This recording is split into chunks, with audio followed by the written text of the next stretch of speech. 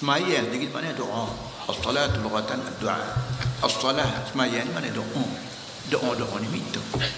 Nak minta ni kaedah dia kena puji dulu. Kita pergi rumah orang. Nak wadah dia. Kita kata dia demo molek. Demo itu. Puji boy boleh-boleh kata tak ada dia seperti orang lain pun. Gigi minta dengan lah dia rumah tak ada sekolah dia ni. Kita Tuhan kita tahu kita juga. Belum pada kita minta doa Tuhan ni, permintaan hak Tuhan ajar daripada kita ialah ihdinas siratal mustaqim siratal ladzina an'amta. Nak boleh ke ihdina tu a'udzubillah dulu. Bismillah dulu. Alhamdulillahil alamin dulu. Patu ar-rahmanir rahim.